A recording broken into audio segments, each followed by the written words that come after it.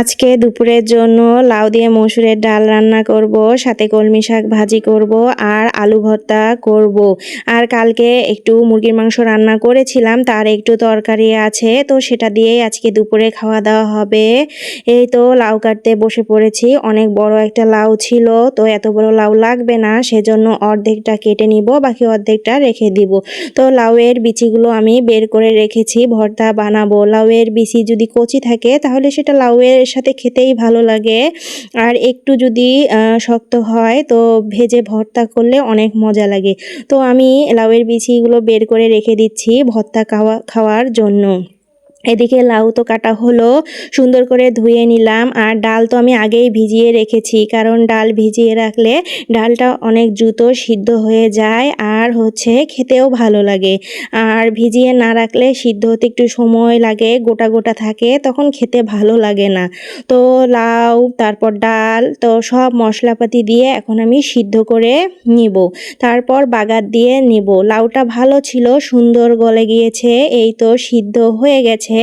এখন নামিয়ে অন্য একটা কড়াইয়ের মধ্যে আমি পেঁয়াজ, রসুন, তারপর ডাল মশলা, গোটা জিরা দিয়ে সুন্দর করে ভেজে নেব। ভেজে নিয়ে তারপর বাগার দিয়ে দিব। তো ভাজা তো হয়ে গেল, এখন ওই মশলাগুলো এই তো ডালের মধ্যে ঢেলে দিলাম, একটু নাড়াচাড়া করে নামিয়ে রাখবো। তো খুব সুন্দর হয়েছিল ডালের তরকারিটা। আজকে মাছ মাংস কিছু দিয়েই লাউ রান্না করিনি, তারপরেও অনেক মজা হয়েছে। মসুর ডাল দিয়ে রান্না করলে আসলেই খেতে ভালো লাগে। এদিকে শাক তো বেছে নিয়েছি, অনেক শাক ছিল কিন্তু বেশিরভাগই পেকে গেছে, তো ফেলাই দিয়ে অল্প একটু হয়েছে। সিদ্ধ করার পর আরও অল্প একটু হয়েছে, তো অতটুকু দিয়েই আমাদের দুইজনার হয়ে যাবে।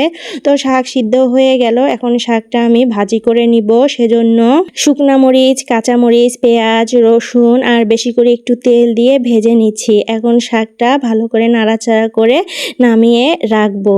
তো শাক আমাদের প্রতিদিনেই থাকে, কম বেশি প্রতিদিন দুপুরে আমরা শাক খেয়ে থাকি, একটা না একটা শাক থাকবেই। তো কালকে খেয়েছি পুঁই শাক, আজকে কলমি শাক, আবার কালকে পুঁই শাক খাবো, কারণ পুঁই শাক এখনও ফ্রিজে আছে। প্রতিদিনের শাক খাই, শাক খেতে কিন্তু আমাদের ভালোই লাগে। আর ভাতের মধ্যে আমি আলু দিয়ে দিয়েছিলাম, এখন আলু ভর্তা করে নিব। তো আজকে কাঁচা পেঁয়াজ দিব না, কাঁচা পেঁয়াজ খেলে একটু গ্যাসের সমস্যা হয়, সেজন্য পেঁয়াজটা আজকে ভেজে নিয়েছি, শুকনা মরিচও ভেজে নিয়েছি। তো তেল দিয়েছি, তো ভাবলাম যে তেল মনে হয় কম হয়েছে, তো আরেকটু তেল দিয়ে ভালো করে মেখে নিয়ে নিলাম। এই তো সব তরকারিগুলো হয়ে গেছে, এখন ঢেকে রাখতেছি। আর কালকের একটু মুরগির মাংসের তরকারি ছিল, সেটা সুন্দর করে একটু গরম করে নিয়েছি।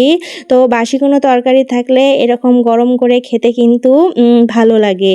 তো এই তো দুপুরে খাওয়া দাওয়া করার জন্য বসে পড়েছি। আমি সব তরকারি ভাত একসঙ্গে নিয়েছি, তো সত্যি তরকারিগুলো অনেক ভালো হয়েছিল।